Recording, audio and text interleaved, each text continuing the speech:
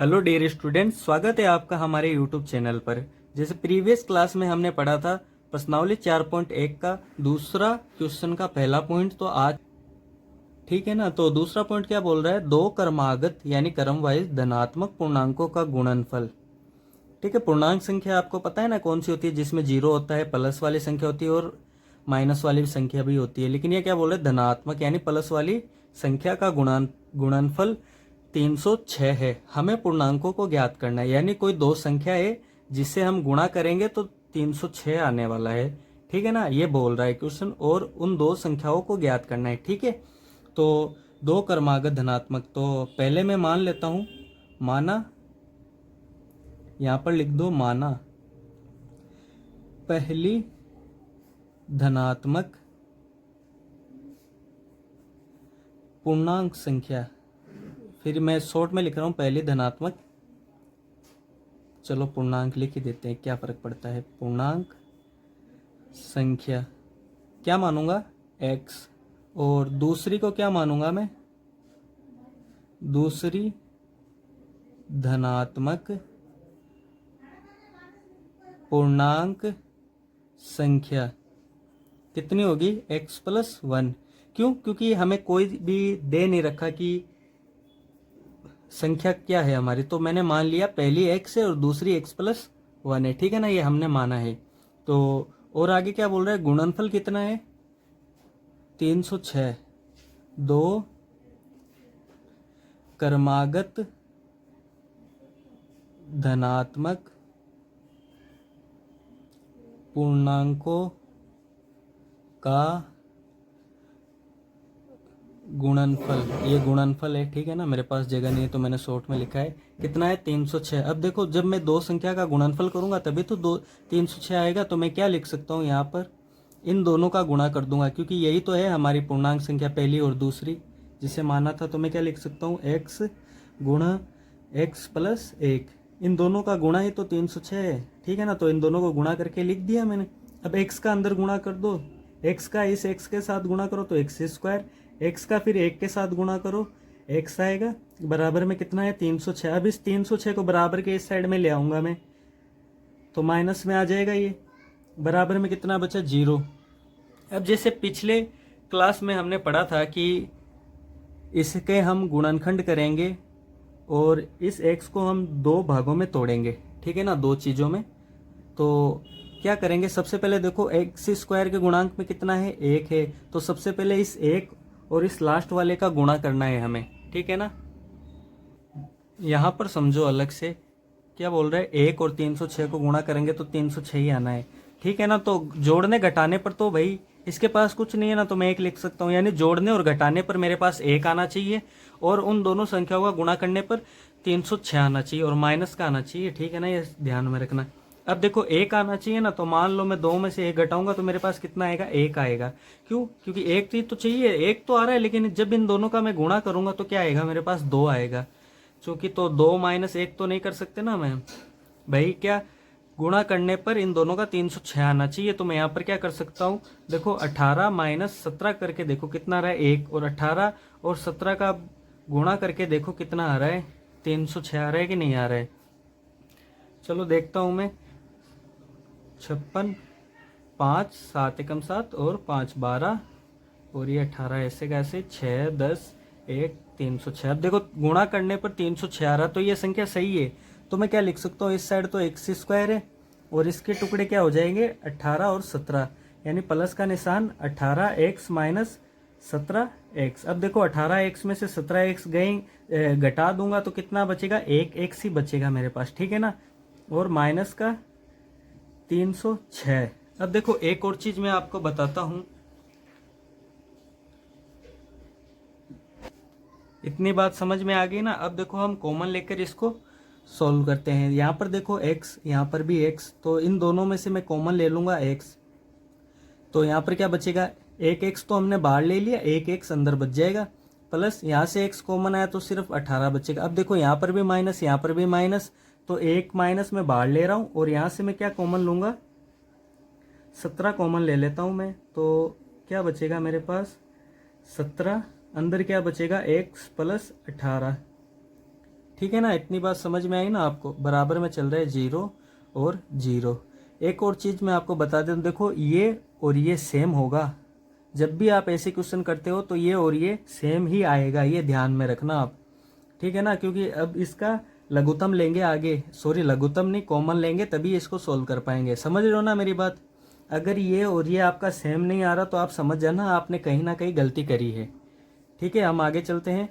x plus 18 को common लिया और बचा क्या, x माइनस 17 बच गया भाई मेरे पास, बराबर 0। अब देखो x प्लस 18 बराबर 0 लिख सकता हूँ, तथा x माइनस 17 बराबर भी 0 लिख सकता हूँ। अब देखो क्या करूँगा मैं, इसको उस साइड भेजूंगा तो माइनस का 18 आ जाएगा, तथा और क्या लिख सकता हूँ मैं, x बराबर ये 17 हो जाएगा, प्लस का 17।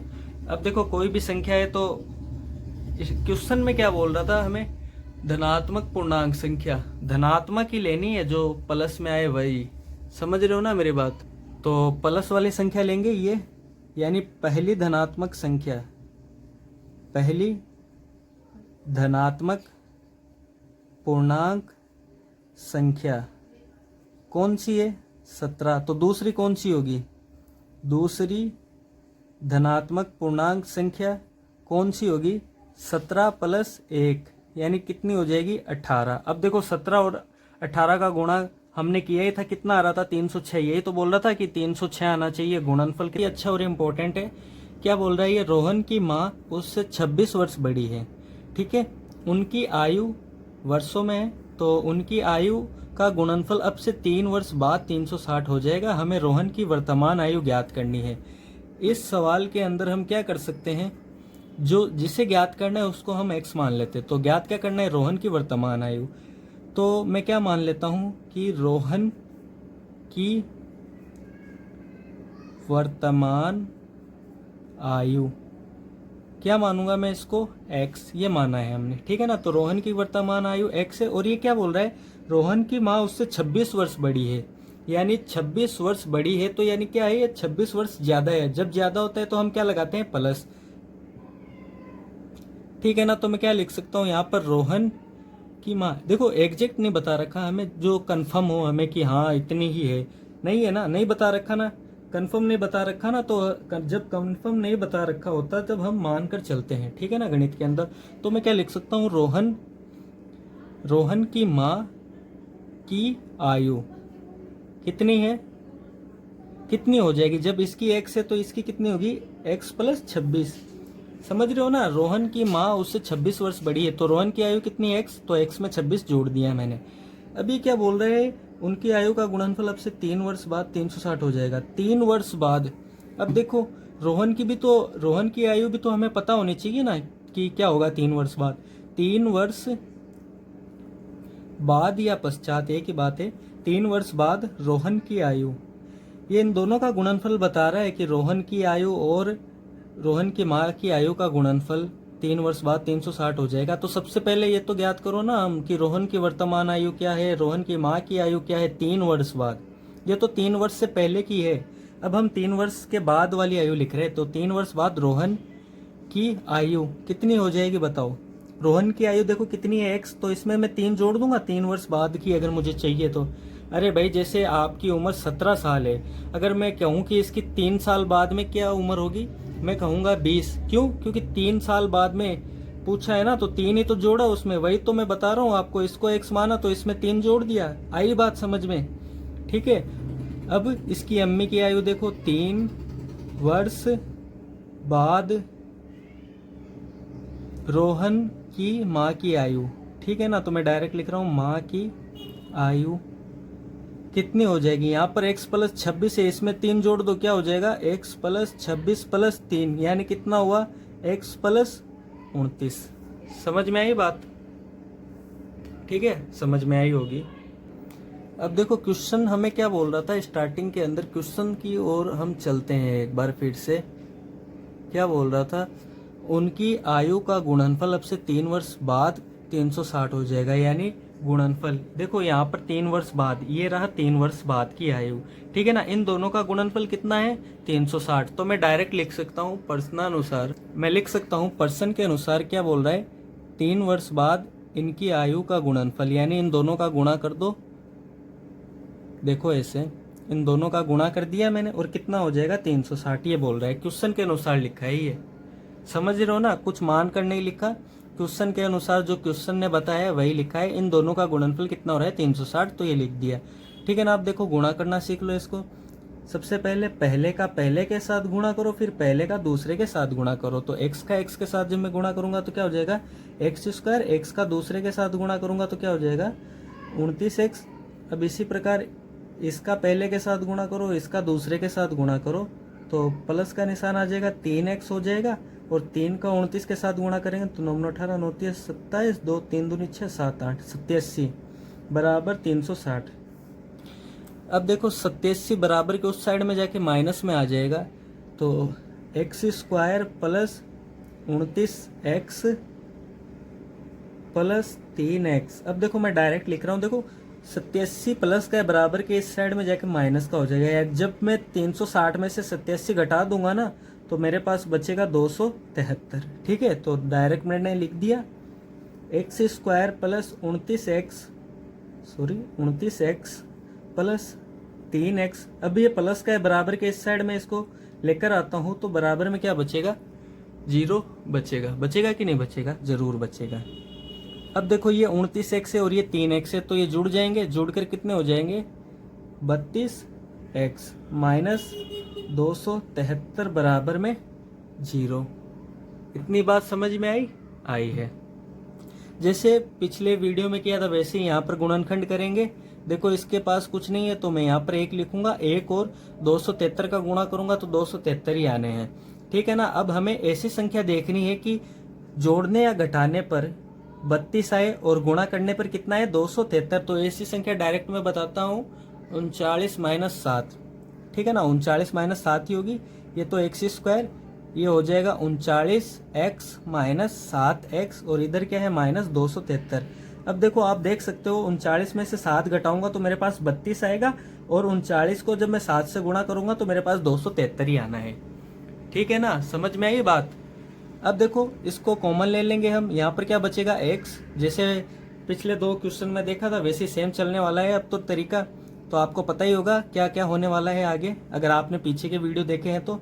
अब माइनस कॉमन ले लूंगा तो यहाँ से कॉमन क्या लूंगा मैं 7 कॉमन लूंगा तो यहाँ पर x आ जाएगा, ये माइनस 12 आ गया ना, माइनस को कॉमन लिया तो प्लस 39 बराबर 0। अब देखो ये भी सेम है ये भी सेम है तो ये कॉमन आ जाएगा तो मेरे पास कितना बचा x प्लस 39 तो कॉमन आ गया, क्या रह गया x माइनस 7 बराबर में 0। अब इन दोनों को अलग अलग लिख लेते हैं, x प्लस 39 बराबर में 0 तथा x माइनस 7 बराबर में 0। अभी इसका पक्षांतरण कर देते हैं तो ये माइनस का 39 हो गया तथा इसका पक्षांतरण करेंगे तो ये प्लस का 7 हो जाएगा। ठीक है ना। अब हमने मानी थी स्टार्ट में, आप देख लेना रोहन की वर्तमान आयु देख लीजिए, हमने क्या माना था रोहन की वर्तमान आयु x है तो हमारे पास x तो आ गया। ये देखो 2x आए तो जो माइनस वाला होगा वो तो होगा ही नहीं। अरे भाई आपने कभी सुना है कि किसी की आयु है जो माइनस में होती है, नहीं सुना ना, तो ये माइनस वाली तो आयु हो ही नहीं सकती। ये प्लस का है, हाँ प्लस की आयु तो हो सकती है। भाई आप किसी से पूछोगे कि बेटा आप कितने साल के हो तो वो क्या बताएगा 7 10 12 13 ऐसे ही तो बताएगा। ऐसे थोड़ी ना कहेगा कि मेरी उम्र -7 है -39 है -21 है, ऐसे थोड़ी ना होगा, समझ रहे हो ना। तो जो आयु होती है वो प्लस में ही होती है। तो रोहन की वर्तमान आयु कितनी है 7 है। रोहन की वर्तमान आयु कितनी है बच्चों 7, समझ रहे हो। ठीक है ना, रोहन की वर्तमान आयु 7 है। अब हमें क्या बताना था कि उसकी माँ की आयु 3 वर्ष बाद उसकी माँ की आयु कितनी होने वाली है। सॉरी 3 वर्ष बाद नहीं होगी, हमें स्टार्ट वाली तो बताना है। तो रोहन की माँ की आयु कितनी हो जाएगी, x प्लस 26 माना था तो इसको मैं क्या लिख सकता हूँ 7 प्लस 26, तो ये कितना हो जाएगा 33। तो रोहन की माँ की आयु 33 और रोहन की आयु 7। तो आई होप आपको ये वीडियो समझ में आया होगा। अगर समझ में आया तो हमारी वीडियो को लाइक कीजिए, हमारे चैनल को सब्सक्राइब कीजिए। Thank you so much. मिलते हैं बहुत जल्द अगली वीडियो में।